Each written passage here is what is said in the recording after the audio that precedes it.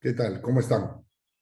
Empezamos el día de hoy una clase muy particular porque no va a estar dedicada propiamente a un tema, a un autor, como se ha desarrollado el curso normalmente, sino esto es una suerte como de repaso. Así que paso a compartir no necesariamente un PPT, sino una hoja de Word, ¿no? Porque ahí me voy a permitirme explayarme, ¿no? Para poder ir dando algunas ideas guía, ¿no? Algunos conceptos que nos pueden a todos acompañar, ayudar a poder comprender un poco algunos conceptos que ya hemos visto, pero que no están de más volver a ellos con mayor detalle, con mayor paciencia, ¿no? Así que comienzo hablando acerca de Descartes, ¿no? De Descartes. Eh, Descartes, como saben, lo que él intenta es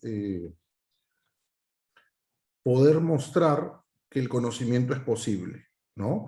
Obviamente, Descartes va a utilizar, y esto es algo que nosotros no hemos desarrollado, no hemos trabajado a detalle y simplemente es una mención como para que lo tengan presente, ¿no? Utiliza muchos elementos de la retórica de la filosofía medieval, pero va a poner acento en un elemento que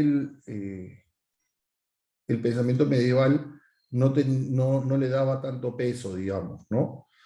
O en todo caso, uno podría pensar en autores como Suárez, ¿no? Pero la filosofía medieval no se va a caracterizar por la relación, digamos, entre el sujeto y el objeto, del modo en que Descartes lo va a ir desplegando, digamos, ¿no? Obviamente, el sujeto de conocimiento es el ser humano, es el hombre, ¿no? Esta subjetividad va a seguir manteniendo el modelo de un sujeto que conoce y un objeto que es conocido, que sería el mundo material, pero este sujeto tiene que ver con el tema de la mente, la razón, el intelecto, ¿no? Y la realidad no es la realidad en Descartes tal cual como entendemos en el sentido de la experiencia de lo sensible, ¿no? Sino, o lo que percibimos a través de los sentidos, sino que a Descartes lo que le interesa es poder definir qué me permite conocer, desde dónde yo puedo conocer, y para poder yo definir eso, tengo que, de algún modo, tener en cuenta o tener claro cuáles son las características propias de la subjetividad, digamos, ¿no? ¿Qué caracteriza la subjetividad?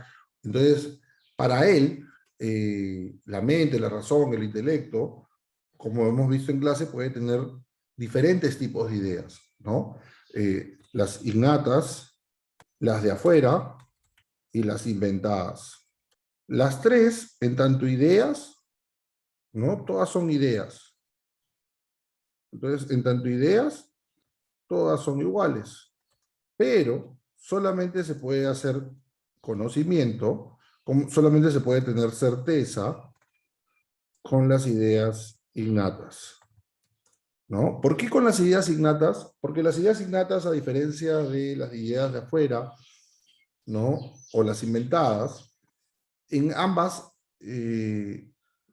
acá puede haber elementos de la sensibilidad que impidan un grado de objetividad. En cambio, con las ideas innatas, funciona como una objetividad que no puede ser discutida, ¿no? Y no puede ser discutida porque acuérdense que la certeza en Descartes parte de la intuición, y la intuición es luz natural. Esta luz natural, recuerden, proviene de Dios. Entonces, ya hemos visto que Dios es el garante en el conocimiento para Descartes. Entonces, gracias a la luz natural, gracias a la intuición, todo aquello que se presente de forma clara y distinta a la mente, tiene la posibilidad de que sea verdadero. ¿Y por qué tiene esta posibilidad? Porque precisamente, ¿quién ha puesto esta luz natural en nosotros? Dios. Dios es para Descartes inobjetable, ¿no? No podemos eliminar a este garante fundamental, ¿no?, del conocimiento. Entonces, la intuición es luz natural, al ser luz natural, proviene de Dios. Dios no puede dar nada falso, ¿no? Esto es un argumento clásico medieval, de algo perfecto no puede provenir lo imperfecto. En ese sentido, la luz natural no se equivoca. Entonces, ¿qué es lo que ocurre o por qué podría haber errores epistemológicos entre los seres humanos?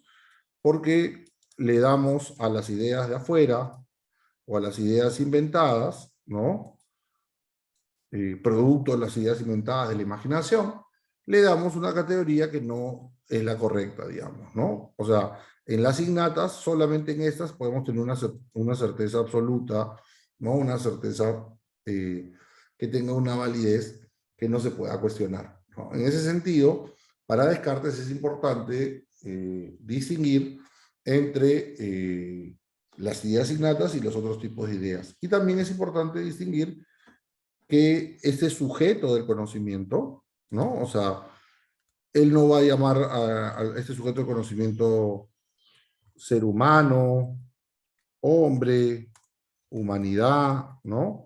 Sino que le llamar sujeto del conocimiento, ¿no? Este sujeto de conocimiento es un cogito. ¿Por qué es un cogito? Pues es una cosa que piensa, ¿no? Y al ser una cosa que piensa, tiene una condición de existencia que le brinda un estatuto ontológico diferente a otras entidades. ¿A qué nos referimos con el término estatuto ontológico? Yo sé que suena muy, ¿no?, muy pesada la palabra, no es estatuto ontológico. Es una condición distinta en la existencia. ¿Por qué es una condición distinta en la existencia?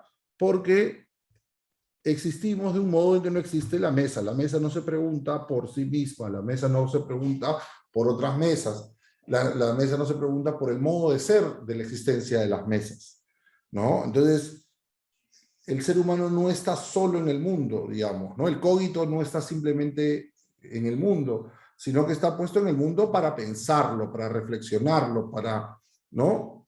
Para indagar, para conocer sobre él. Entonces tiene un estatuto ontológico diferente. Existe, o sea, porque ocupa un lugar en el espacio, podríamos decirlo desde una retórica newtoniana, pero no solo ocupa un lugar en el espacio, tiene la capacidad de pensar el mundo.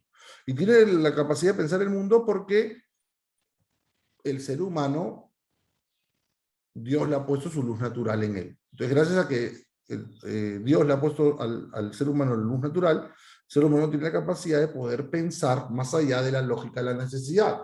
¿A qué nos referimos con la lógica de la necesidad? La supervivencia, ¿no? El poder subsistir, alimentarse, ¿no? Que comer, ¿no? Entonces, el ser humano se puede preguntar acerca de cosas que otras entidades no tienen cómo preguntarse. Entonces, la perfección de la existencia humana va por el lado de tratar de comprender cuál es su lugar en el mundo, qué puede conocer, qué no puede conocer, ¿no? Cómo es la verdad, ¿no? Cuál es la relación del conocimiento con Dios.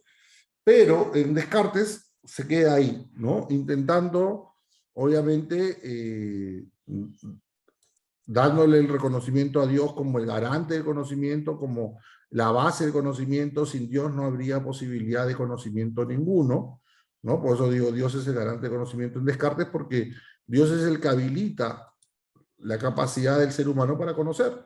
¿En qué sentido lo habilita? Porque si no hubiera la capacidad de Dios de poder precisamente garantizar que las ideas que tenemos son verdaderas, ¿no? Siempre viviríamos con la duda escéptica de qué podemos conocer, qué podemos saber, ¿no? Ahora bien, como hemos visto, David Hume va a partir de un modelo epistemológico totalmente diferente al cartesiano, ¿no? O sea, Hume no va a negar la existencia de las ideas innatas y más bien va a pensar de que las ideas se forman de la experiencia. Esta experiencia puede ser, ¿no?, interna o externa, ¿no? La externa tiene que ver con lo que percibimos a través de los sentidos, la interna tiene que ver a partir de imaginar, soñar, pensar, recordar, ¿no? Hay una experiencia interna ¿no? Nosotros diríamos de la psique, psicológica, ¿no? De la mente. Pero eso para Hume tiene que ver con una experiencia interna.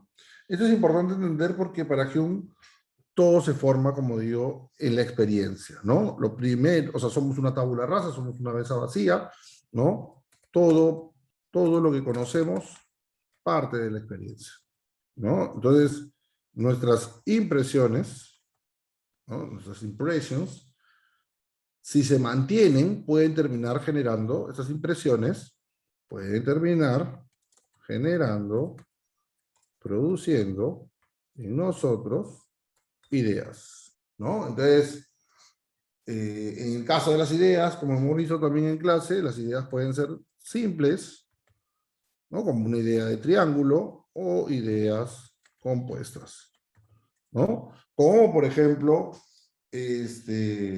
pensar la relación entre masa y aceleración, o pensar la idea entre cantidad y volumen, ¿no? Ya no es solamente una idea simple, ¿no? Sino que ya se componen de vincular ideas, digamos, ¿no?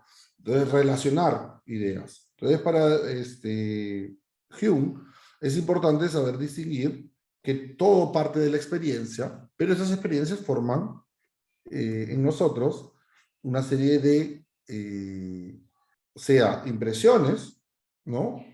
O estas impresiones, cuando ya se vuelven reiteradas en nosotros, generan ideas. Y de estas ideas nosotros conocemos. O sea, obviamente conocemos desde lo que se percibe, de lo que se siente, pero lo que se percibe y lo que se siente requiere de ser definido en ideas, ¿no? Estas ideas, vuelvo a repetir, no son innatas en el sujeto, sino que se forman a través de la experiencia.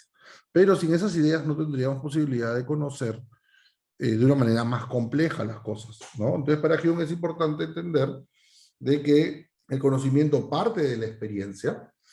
Ahora bien, si bien no tenemos en nosotros ideas innatas, sí tenemos, por ejemplo, principios de relación, digamos, ¿no? Como causa-efecto, continuidad en tiempo y espacio, ¿no? Yo creo que es fácil entender, por ejemplo, para todos ustedes, el tema de estos tres principios de asociación o de relación, digamos, ¿no? Yo lo hemos visto en clase, ¿no? Estos principios de asociación, ¿no? Y lo que se caracteriza sobre todo es que nos explica eh, cómo funciona el mundo, ¿no? Entonces, me gusta comenzar con el tercero, ¿no? Con el de causa-efecto, que es el más complejo, ¿no? Continuidad en tiempo y espacio es el segundo, y el primero, obviamente, es el de semejanza. Eh, ¿Por qué me gusta comenzar con causa-efecto? Porque causa-efecto es el principio de relación más importante y más elaborado. ¿Por qué? Porque a partir de la causa-efecto nosotros podemos ir comportándonos en el mundo asumiendo que las acciones que realizamos, ¿no? Van a tener una consecuencia determinada, ¿no? La continuidad en tiempo y espacio lo que permite que mis palabras tengan un sentido que se va elaborando en ese tiempo y espacio, mis acciones también. O sea, usted no se imagina una edición de este video fragmentado, ¿no? Donde yo termine el video recién comenzando a explicar las definiciones de los conceptos, o que comience por la mitad, ¿no? Cuando estoy de repente explicando algún tema, pero ustedes no le han dado ningún tipo de contexto, ¿no? Ustedes esperan de que haya una evolución en la temática, ¿no? Esta evolución en la temática va a presuponer, va a significar que yo parte explicando algunas ideas básicas y que luego pueda ir evolucionando y complejizando el análisis, la atención, la definición de los conceptos. Entonces, para Hume, estos principios de relación, ¿no? Que en su momento llegan a ser 7, pero que al final de su obra, para él son esos 3 los principales: semejanza, continuidad en tiempo y espacio, y causa y efecto, digamos, ¿no? Le van a servir a Hume, o sea, ojo, estos principios de relación no son innatos, sino que parten de la experiencia, todo parte de la experiencia, pero sirven para explicar la complejidad de la experiencia humana, ¿no? Finalmente, Hume busca evitar las antinomias de la razón, ¿no? Que son los contrasentidos, ¿no? Estos errores propios de tratar de comprender cosas que escapan a nuestra experiencia cotidiana, que muchas veces se encuentra cargada o que se encuentra muchas veces imposibilitada de comprender la complejidad de lo que percibe, ¿no? En ese sentido es importante guiar a la razón en relación a su experiencia, ¿no? Pero también hay que evitar esas antinomias de la razón, sobre todo, y en esto es el escepticismo es importante para Hume, ¿no? Evitar creer que tenemos capacidades que superan el modo en que nos encontramos naturalmente constituidos. O sea, para Hume es un error, y es un error muy usual, intentar o creer que tenemos la capacidad de poder comprender cosas que escapan a la capacidad de nuestro intelecto, ¿no? Y por eso las antinomias de la razón son tan importantes, porque precisamente previenen para poder evitar cosas que no tenemos la noción todavía de poder definir, explicar, ¿no? Entender, ¿no? Entonces, Hume cree que es importante evitar caer en esas antinomias de la razón, ¿no? En esos incentivos de la razón, ¿no? En tratar de defender o creer que somos capaces, como vuelvo a repetir, de afirmar cosas que escapan a nuestra experiencia, a las condiciones de nuestra existencia, ¿no? En ese sentido, para Hume es importante entender de que todo es parte de la experiencia, ¿no? Y que obviamente va a ser un ejercicio complejo el de que nuestra razón, nuestra mente, pueda ir capturando poco a poco el sentido de las cosas, ¿no? De una manera ordenada, sin caer en el caos o en el desorden, sin darle atributos naturales o innatos a nuestras experiencias. Entonces, ese ejercicio de desmontar los errores, de poder aclarar por qué tiene sentido creer de que la experiencia es la que fundamenta el conocimiento y que no existen ideas innatas que nos guíen, es buena parte del trabajo de Hume, ¿no? De evitar, como decía yo, estas antinomias de la razón, estos sinsentidos de la razón. Y ese término va a ser uno de los que va a rescatar Immanuel Kant, ¿no? Para Kant, precisamente, y decíamos en clase, ¿no? Una de las razones por las que leemos a Hume es sin duda Kant. Kant va a valorar mucho el tema de las antinomias de la razón de Hume, ¿no? Estos sinsentidos, pero a Kant le interesa poder aclarar de que somos sujetos metafísicos. ¿Esto qué cosa significa que somos sujetos metafísicos? Que partimos de una conciencia o una subjetividad que es crítica. ¿Qué cosa significa que partamos de una conciencia que tiene una subjetividad que es crítica? Esto es que tenemos la capacidad de preguntarnos acerca de nuestros alcances y límites, ¿no? O sea, sabemos hasta dónde puede llegar, o deberíamos poder intentar saber hasta dónde puede llegar nuestra memoria, nuestro entendimiento, nuestra razón. Entonces, para Kant, es importante poder explicar por qué solemos caer en estas antinomias de la razón y cómo podríamos evitar esas antinomias de la razón. Entonces, el pensamiento kantiano es un pensamiento que evoluciona epistemológicamente hacia tratar de explicar algunas cosas que habían quedado en el tintero para Kant, digamos, ¿no? Y de entre ellas tiene que ver con precisamente el ejercicio de la crítica, digamos, ¿no? La crítica entendido como alcances y límites de la razón, ¿no? Hasta dónde puedo llegar a conocer, qué puedo llegar a conocer, ¿no? ¿Qué defino, caracteriza el conocimiento humano? Entonces, para poder hacer eso, Kant lo que va a plantear es su crítica de la razón pura. ¿En qué consiste esta crítica de la razón pura? Como ya hemos visto en clase, tiene que ver con poder partir de la conciencia de lo que él llama un giro copernicano. ¿Por qué le llama giro copernicano? Porque ya no se trata de partir o de definir las condiciones del objeto que se busca conocer, sino que se debe partir de las condiciones de posibilidad de conocimiento del sujeto. O sea, ¿qué puede conocer el sujeto?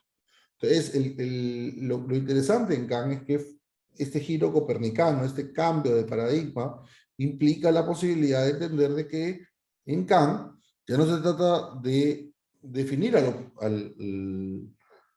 al objeto, sino que se debe partir de las condiciones de posibilidad de conocimiento del sujeto. ¿Qué puede conocer el sujeto? Porque si yo no tengo claro, de ahí la crítica, ¿no? ¿Cuáles son los alcances y límites de mi razón? ¿No? ¿Qué puedo llegar realmente a conocer? Si no tengo claro cuáles son los límites de mi razón, lo más probable es que termine cayendo en antinomias de la razón, que me vea forzado a tener que todo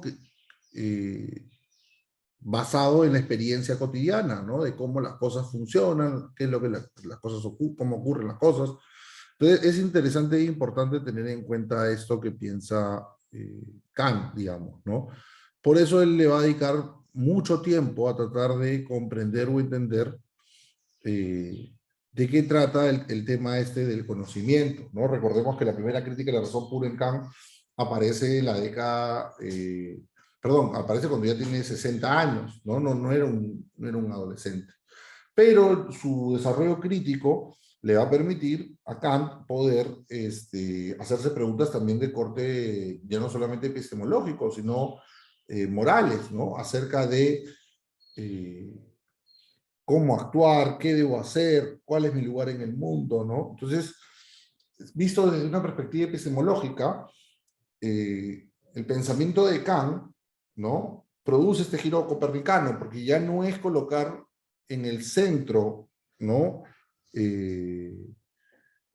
Simplemente al objeto, ¿no? Sino cómo se le presenta el mundo al sujeto, qué es lo que puede llegar a conocer el sujeto, ¿no?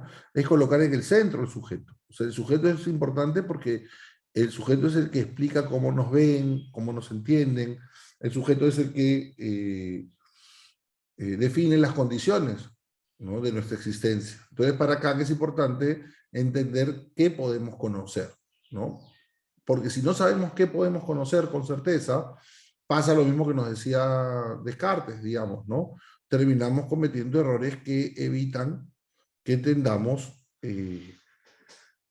la complejidad que supone el conocimiento, digamos, ¿no? Que no es sencillo, no es fácil la forma en que se constituye el conocimiento. Entonces, para eso, para Kant, el sujeto tiene la capacidad de ser tanto juez y parte, ¿no? Porque puede hacer las preguntas del juez, o sea, el sujeto puede colocar a la conciencia en el tribunal de la razón. O sea, esto es, la conciencia a sí misma se pregunta qué puede conocer, qué puede saber, ¿no?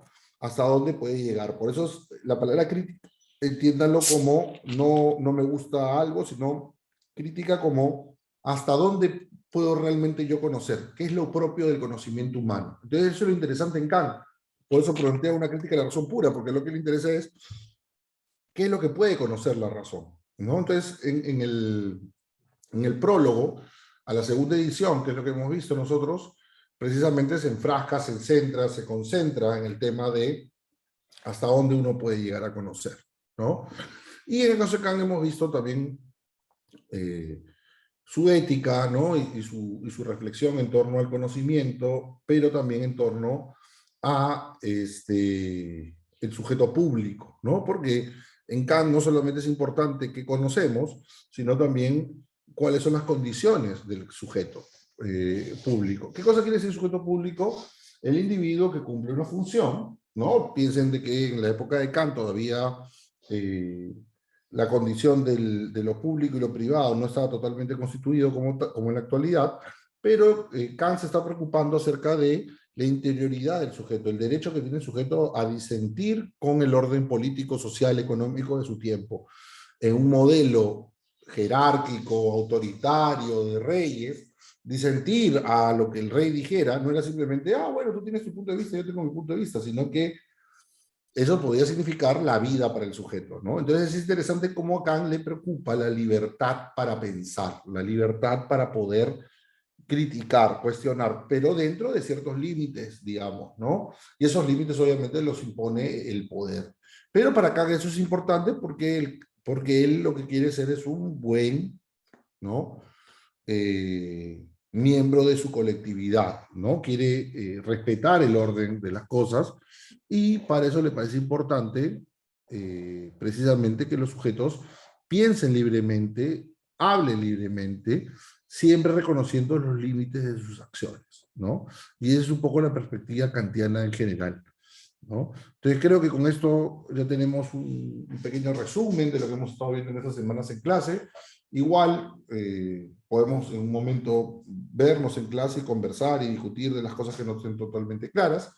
pero me gustaría que puedan entender de que la evaluación que van a tener el día jueves es más de un corte reflexivo, de análisis, que de memorización o definición de conceptos. Así que aprovechen la clase para poder preguntar lo que tengan dudas, ¿no? Entonces, sin más me despido, agradecerles como siempre por su tiempo y ya nos estamos viendo en un momento en clase y suerte con su segunda evaluación, tanto en su parte grupal como individual. Hasta luego. Gracias.